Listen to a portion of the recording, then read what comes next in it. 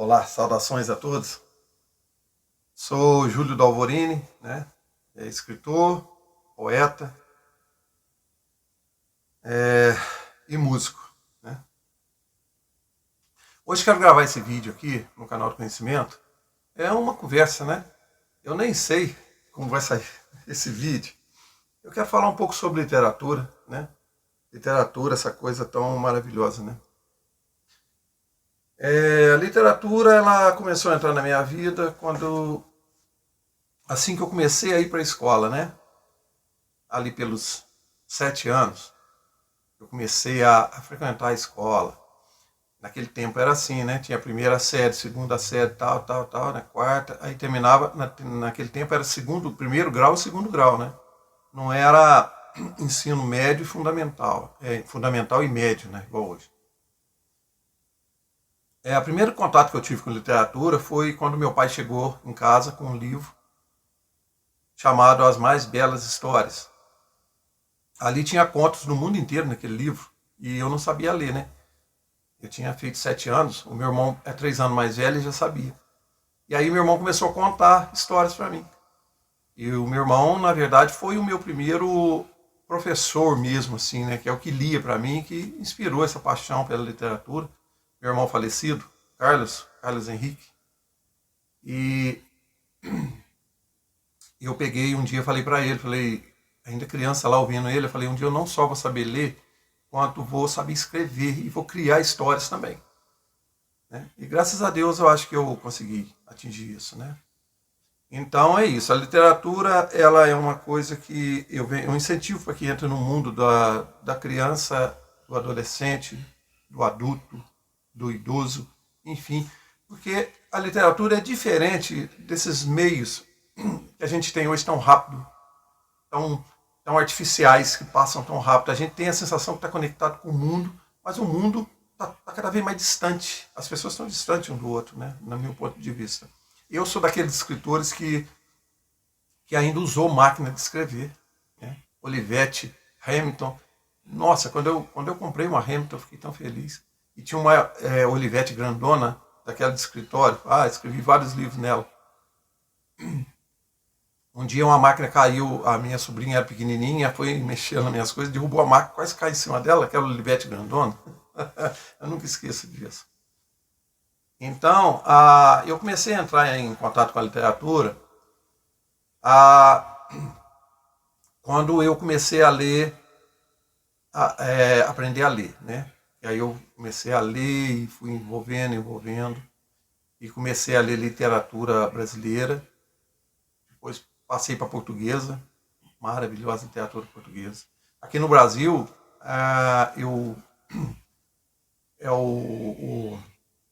o dono do sítio Pica-Pau Amarelo, agora esqueci.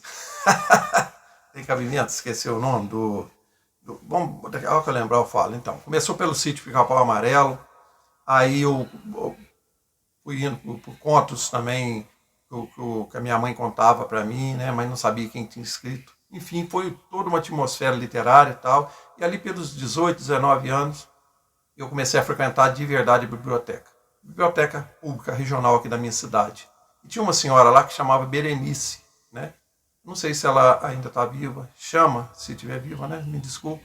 Ou chamava, se estiver falando. Todo jeito é o nome dela, né? Berenice. Então, ela acompanhou toda essa minha saga na biblioteca. Eu não gosto de superlativar nada, mas eu andei lendo uma pancada dentro daquela biblioteca lá, viu? Livros que ninguém lia há 50 anos. Eu tirava a teia de aranha e achava. Quando eu levava para a bibliotecária, a Berenice, ela falava assim, nossa, esse livro existe aqui dentro ainda, eu nem sabia. Então eu comecei a ser o segundo bibliotecário ali, né?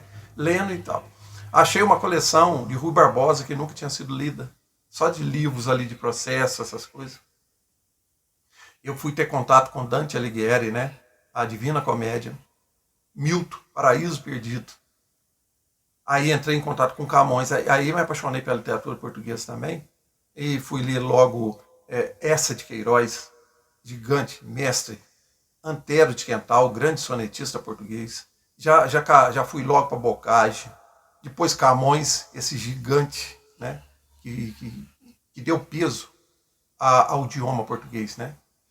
Com os Lusíadas e outros poemas líricos, né? De grande, de profundidade. Aí fui ver a literatura espanhola, fui ver Cervantes, né? Com Dom Quixote de la Mancha, eu ri muito com Dom Quixote de la Mancha, né? E a espanhola, literatura espanhola, eu fui ler Borges, gente do céu, que misticismo, que coisa bacana, as bibliotecas infinitas, tantos símbolos mágicos, né, que Borges, né, um verdadeiro mago, e Pablo Neruda, né, Pablo Neruda, esqueci o país dele agora, gente, porque a minha cabeça é assim, eu esqueço, mas Pablo Neruda, se não me engano, ele é da, não é Bolívia, é nosso, aqui é do país latino nosso, dos países latinos aqui, né? Aí fui ler, nossa, eu comecei a ler muitas coisas. Fui ali para os Estados Unidos também, né? Ler aqueles pensadores americanos, poetas americanos ali, norte-americanos, né? Enfim, gente. França, né? Itália, com Dante, né? E Alemanha com Goethe, né? Enfim, Japão, China. No Japão fui aprender Haikai, né? E aí comecei a estudar métrica, enfim. Hoje eu, graças a Deus, tenho contos, tenho poemas, tenho um romance que eu ainda quero publicar. E estou trabalhando agora para a publicação de mais um livro de poemas, que é um livro muito especial. Eu quero ver se lanço esse ano. Enfim, e música, tenho feito bastante músicas, né? Gosto de fazer. Às vezes vem a letra primeiro, às vezes vem a letra e a melodia. Gosto muito. Muito violão, né? Violão. Agora a minha sobrinha está fazendo flauta. E a gente, vamos ver o que vai dar isso. Então é isso. Mas a literatura é toda essa riqueza, mas é preciso ter contato com o livro físico, né? O livro físico, o cheiro do papel, olhar assim na estante e ver livros, cara, livros. Ter o trabalho de pesquisar, né? As coisas não podem ser tão fáceis. É claro que uma coisa mais rápida é ideal, a tecnologia, mas uma coisa assim que a gente quer fixar no espírito, ler é a melhor solução. E aproveitando esse vídeo aqui, eu quero fazer uma homenagem a uma poetisa, uma poeta, né? Portuguesa, que eu sou apaixonado, é a Flobela Espanca, né? Ela é maravilhosa, cara. Eu li Safo, né? Uns fragmentos que sobrou de Safo, e a obra dela foi quase toda destruída pelo tempo, e com a biblioteca de Alexandria ali queimada, eu acho que queimaram junto muita coisa. Enfim, chegou alguns resquícios. Mas maravilhosa, né? A Safo. Mas a Flobela vem com uma força tão grande, tão intimista, tão sincera, que eu a considero a maior, se não for a maior, uma das maiores poetas femininas do mundo. É encantadora. Ela lançou vários livros, mas pela época dela ali não deu muito certo para o reconhecimento chegar, quando ela estava aqui ainda conosco, viva, né? Teve vários casamentos fracassados. Ela era uma mulher inquieta, uma mulher muito inteligente e à frente do seu tempo. Então é normal que um casamento não durasse, porque ela sempre buscava algo a mais, mas esse algo a mais era muito a mais, né? Por exemplo, igual um poema que eu vou recitar aqui no final dela, que eu acho incrível, quando ela fala o amor de um homem, quando eu quero o amor de um Deus. Vê bem que tamanho de escritora, de poeta, né? Mas nós tivemos aqui no Brasil também, temos, né? Mestres da literatura, da poesia, né? Eu não vou citar nome, porque senão eu vou ficar aqui o vídeo muito longo, e hoje coisa muito longa dada, a pessoa não tem tempo. Mas é isso, o enfoque desse vídeo é falar, gente, leiam, por exemplo, leiam de Franz Kafka, né? O alemão Franz Kafka, tem um conto dele, não é a Metamorfose, né? Não é a Metamorfose, é A Muralha. Nesse conto A Muralha, quando eu fui ler A Muralha, eu li com calma e prestando atenção. Tem tanta coisa filosófica ali na muralha e visionária, né? Algo extraterrestre na muralha. Eu achei muito interessante, porque naquela época, Kafka, que é um gênio, é indiscutível, um gênio, né? Apesar de não ter sido reconhecido em vida, né? Mas hoje a gente sabe quem é Kafka. ele já tinha uma visão tão grande, tão moderna, né? E se ele tivesse aqui hoje, não, Lenha na Muralha, a gente acha que foi escrita hoje, né? É tão cheio de detalhes, de modernismo, de coisas, né? De ficção. Então aconselho vocês a ler Kafka, A Muralha. Aconselho vocês também ler a Flaubert Espanca, né? Os seus sonetos. Sua obra é maravilhosa, ela tem contos maravilhosos também, né? Aconselho vocês a lerem Machado de Assis, cara.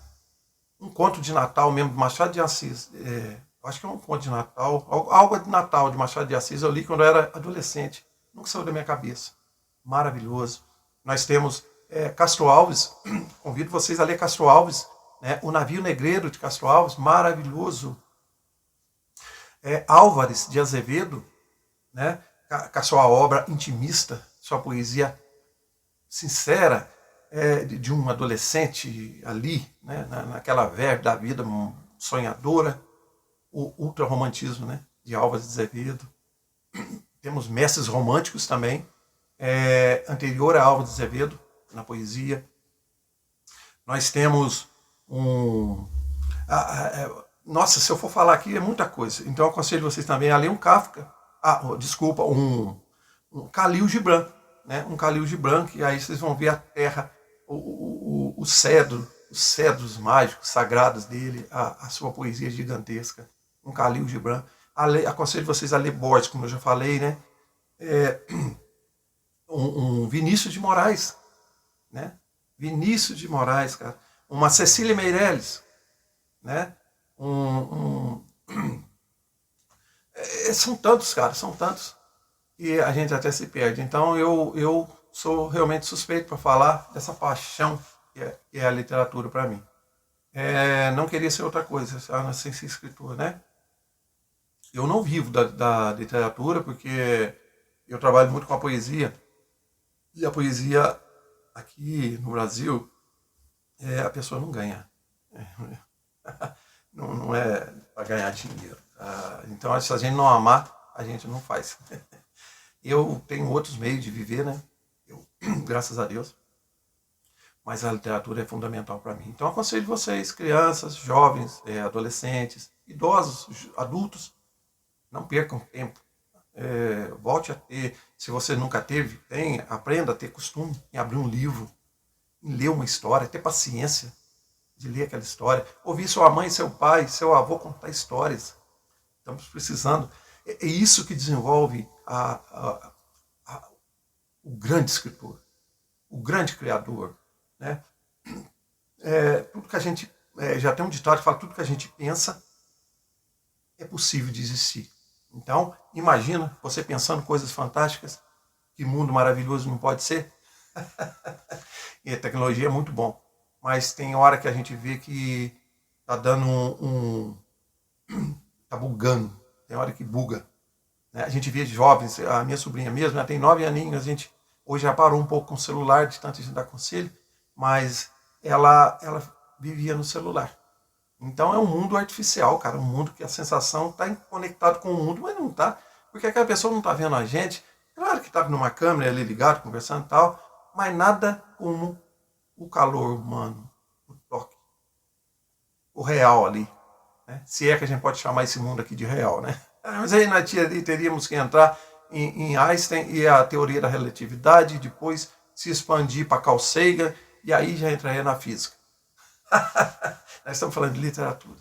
Então é isso. Eu vou recitar o poema de Flaubert Espanca, que até estou com um livro aqui, que eu selecionei só os mestres do mundo aqui, e com enfoque especial em Portugal, né?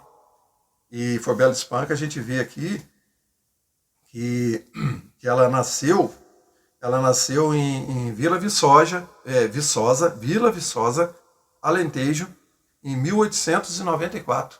Né? Faleceu nova. Tudo indica que suicidou. Foi suicídio. Desculpa, foi suicídio. Mas a família tentou esconder isso, né? Mas hoje em dia, tudo indica que ela se suicidou, né? Em 1930. Né? Ela morreu com 36 anos, quer dizer, muito nova. Né? Então ela deixou vários poemas maravilhosos. Não percam tempo, vão ler também Fernando Pessoa. E o amigo dele, Mário de Sá Carneiro, é maravilhoso. Mário de Sá Carneiro também suicidou-se, mas a obra dele é fantástica, é maravilhosa. Fernando Pessoa é o gigante, né? Leio. Leiam essa de Queiroz, o mais internacional dos portugueses, dos escritores portugueses. E o poema é Ambiciosa, de Frobela Espanca.